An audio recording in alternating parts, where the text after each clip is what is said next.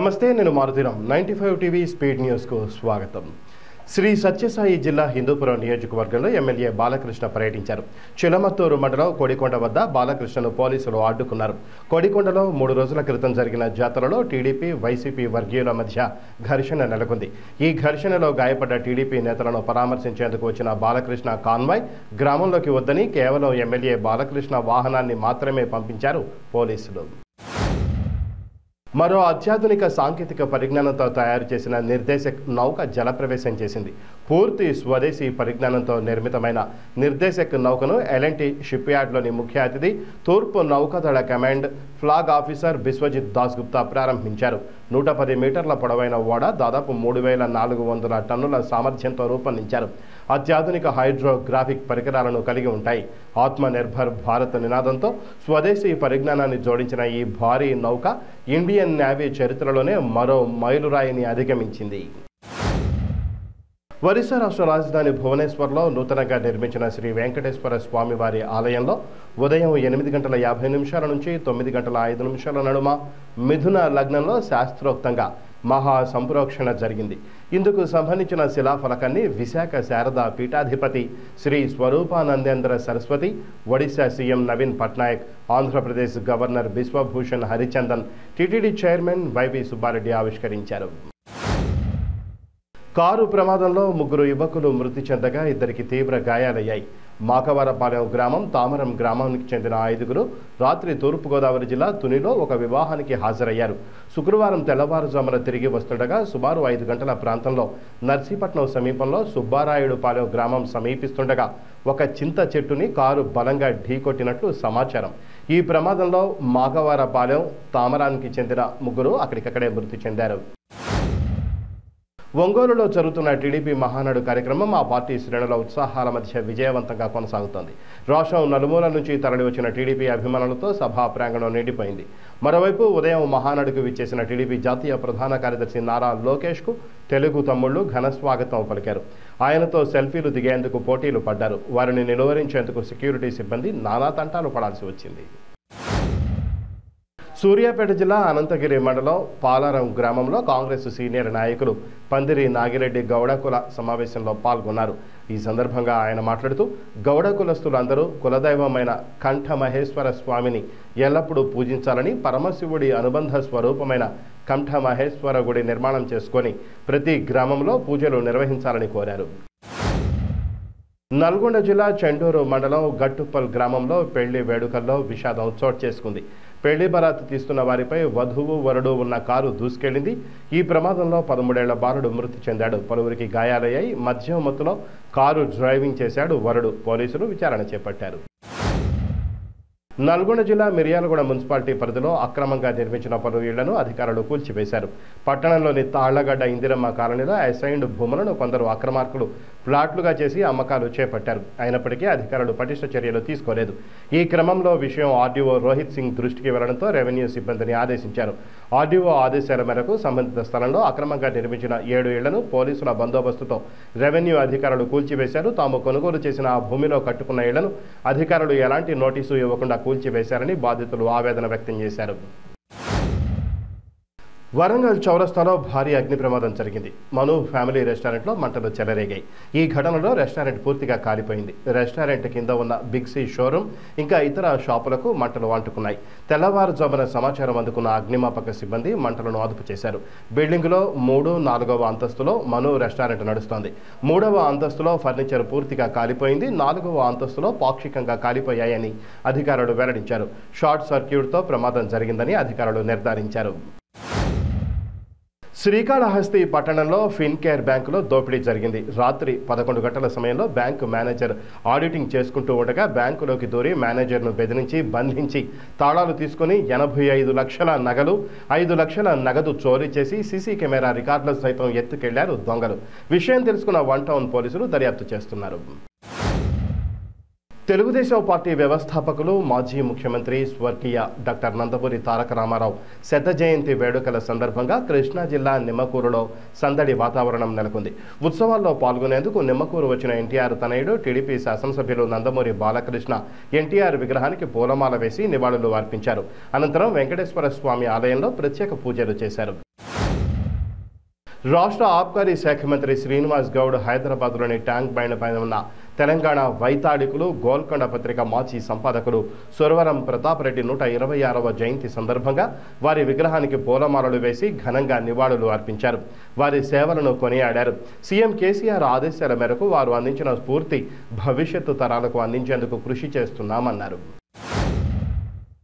మాజీ ముఖ్యమంత్రి నందమూరి తారక రామారావు శత జయంతి ఉత్సవాలను పురస్కరించుకొని ఎన్టీఆర్ ఘాట్ వద్ద మంత్రులు పువ్వాడ అజయ్, మల్లారెడ్డి, ఎంపీ నామా నాగేశ్వరరావు, ఎమ్మెల్యేలు మాగంటి గోపీనాథ్, అరికపూడి గాంధీ, భాస్కర్రావు, పలువురు టీఆర్ఎస్ నేతలు నివాళులు అర్పించారు. ఈ సందర్భంగా వారు మాట్లాడుతూ తెలుగు జాతి గర్వించదగ్గ వ్యక్తి ఎన్టీఆర్ అని కొనియాడారు.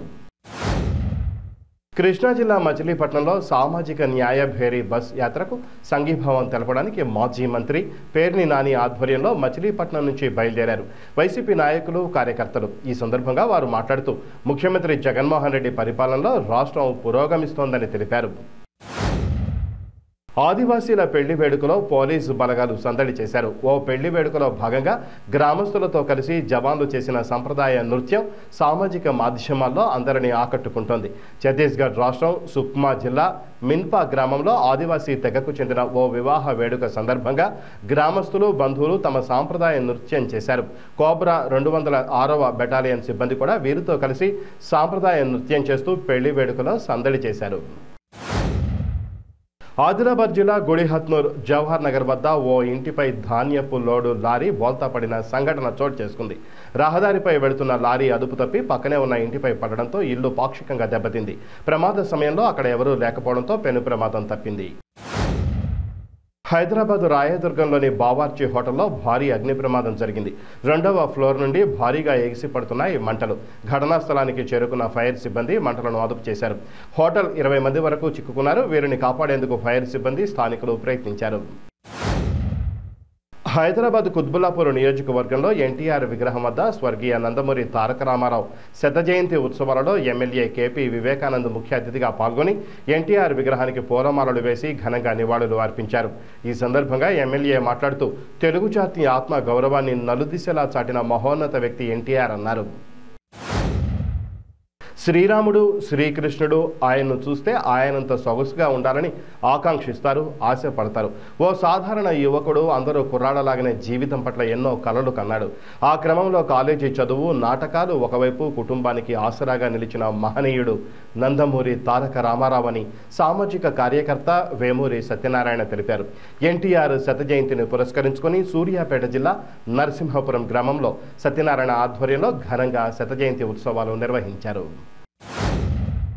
సూర్యాపేట జిల్లా కోదాడ పట్టణంలోని సిటీ సెంట్రల్ స్కూల్లో జనరల్ సైన్స్ పరీక్షలో ఒకరికి బదులు మరొకరు పరీక్ష రాస్తూ ఇన్విజిలేటర్కి పట్టుబడ్డాడు విద్యార్థి. మట్టంపల్లి మండలం కృష్ణతండాకు చెందిన బానోతు హనుమాన్, అతడి స్థానంలో అదే తండాకు చెందిన పానుగోతు మంజునాథ్ హనుమాన్ యొక్క హాల్ టికెట్తో పరీక్షా కేంద్రానికి వచ్చి పరీక్ష రాస్తుండగా ఇన్విజిలేటర్ గుర్తించి పరీక్ష రాస్తున్న స్టూడెంట్ని పట్టుకున్నారు. రంగారెడ్డి జిల్లా మీర్పేట్ మున్సిపల్ కార్పొరేషన్లోని జిల్లెలగూడ సర్వే నెంబర్ 125లో ఇళ్లను మున్సిపల్ అధికారులు అనుమతులు లేవని కూల్చివేస్తున్న సమయంలో అధికారులపై దాడి చేసినట్లు వస్తున్న వార్తలను Badangpet municipal corporation TRS party అధ్యక్షులు రామిడి రామరెడ్డి ఖండించారు. ఎక్కడా అధికారులపై తాను దాడి చేయలేదని, కూల్చివేస్తున్న సమయంలో తమ బంధువులను అడ్డుకున్నాను తప్ప తాను మున్సిపల్ అధికారులపై దాడి చేయలేదన్నారు. సామాజిక న్యాయ భేరీ యాత్ర కాదు, ఇది అన్యాయ భేరీ యాత్ర అని బీసీ, ఎస్సీ, ఎస్టీ, ముస్లిం వర్గాలు మోసపోయాయని బాధపడుతున్నారని జనసేన పార్టీ నేత మహేష్ తెలిపారు. ఏ వర్గానికి న్యాయం చేశారని ఈ బస్సు యాత్ర చేస్తున్నారని, ఈ యాత్రకు ప్రజాస్పందన కరువైందని, అందుకు ఖాళీ కుర్చీలు నిదర్శనమన్నారు మహేష్. సామాజిక న్యాయం అంటే ఒకే కుటుంబానికి 2-3 పదవులు ఇవ్వడమా? ముఖ్యమంత్రికి మరియు మంత్రులకు ప్రచార పిచ్చిపట్టి పాలన గాలి కొదిలేశారని తెలిపారు.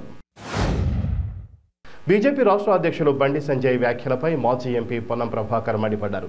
బండి సంజయ్ ఒక ఉన్మాదిలాగా మాట్లాడుతున్నారని, నియోజకవర్గానికి ఏమీ చేయని సంజయ్ కేవలం సెన్సేషన్ కోసమే ఇలాంటి వ్యాఖ్యలు చేశారని తెలిపారు.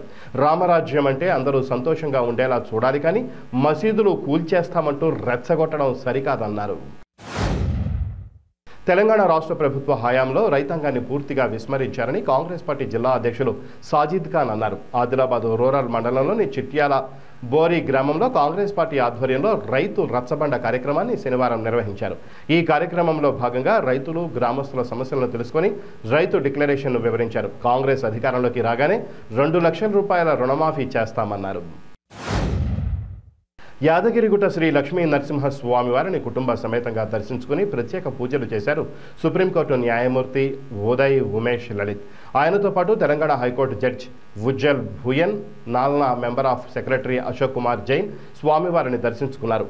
వారికి ఆలయ అర్చకులు పూర్ణకుంభ స్వాగతం పలికారు. హైదరాబాద్లోని షణ్ముఖ వైష్ణవి హాస్పిటల్లో ఒక పేషెంట్ మూత్రాశయ సమస్యతో జాయిన్ అయ్యాడు.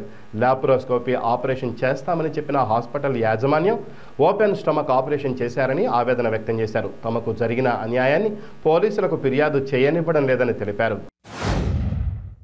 విశాఖలో ఏపీ ఎన్జీఓ నేతలు నిరసనకు దిగారు. భోజన విరామ సమయంలో ఏపీ ఎన్జీఓ నేతలు, ఉద్యోగులు నిరసన ప్రదర్శన నిర్వహించారు. అపరిష్కృత సమస్యలను పరిష్కరించాలని డిమాండ్ చేశారు.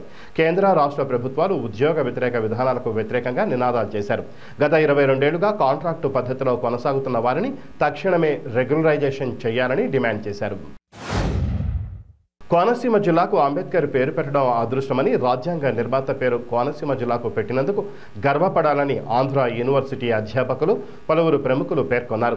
ఆంధ్ర యూనివర్సిటీ టిఎల్ఎన్ సభా హాల్లో డాక్టర్ బిఆర్ అంబేద్కర్ కోనసీమ జిల్లా నామకరణం సముచితమనే అంశంపై సమావేశం నిర్వహించారు.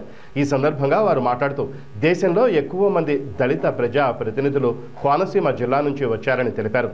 అంబేద్కర్ను ఒక కులానికి పరిమితం చేయొద్దని, ఆయన ఒక ప్రపంచ దిశానిర్దేశ ఆదర్శ మూర్తి అని కొనియాడారు. శ్రీకాకుళం జిల్లా పలాస మండలం నెమలి నారాయణపురం గ్రామ సమీపంలో జాతీయ రహదారిపై ఘోర రోడ్డు ప్రమాదం జరిగింది.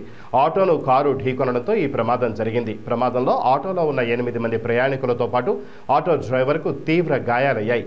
విషయం తెలుసుకున్న 1033 హైవే అంబులెన్స్ సిబ్బంది ఘటనా స్థలానికి చేరుకొని క్షతగాత్రులను చికిత్స నిమిత్తం పలాస ఆసుపత్రికి తరలించారు. తెలుగు ప్రజలకు ఆరాధ్య దైవం, పరిపాలన అందించడంలో పేదలకు అండగా నిలిచిన స్వర్గీయ ఎన్టీఆర్ శతజయంతి వేడుకలు విశాఖ సాగర తీరంలో ఘనంగా జరిగాయి. ఆర్కే బీచ్ వద్ద ఉన్న ఎన్టీఆర్ విగ్రహానికి పూలమాలలతో పలువురు ఘనంగా నివాళులు అర్పించారు. మండలాలను ఏర్పాటు చేసి ప్రభుత్వాన్ని ప్రజల చెంతకు చేర్చిన చరిత్ర ఎన్టీఆర్కు దక్కిందన్నారు. ప్లాస్టిక్ రహిత విశాఖగా తీర్చిదిద్దేందుకు జీవీఎంసీ అధికారులు రంగంలోకి దిగారు. ప్లాస్టిక్ను ఎక్కువగా వినియోగించే ప్రాంతాల్లో పర్యటించి ప్లాస్టిక్ వాడకంతో వచ్చే అనర్థాలను వివరించారు. జీవీఎంసీ కమిషనర్ లక్ష్మి కూరగాయల మార్కెట్ను సందర్శించి విక్రయదారులకు ప్లాస్టిక్ వాడకాన్ని నిషేధించేలా వారిలో చైతన్యాన్ని నింపారు. ప్లాస్టిక్ వాడకానికి బదులుగా సంచులను వినియోగించాలని, నగరాన్ని పరిశుభ్రంగా ఉంచేందుకు ప్లాస్టిక్ స్వస్తి పలకాలని విజ్ఞప్తి చేశారు.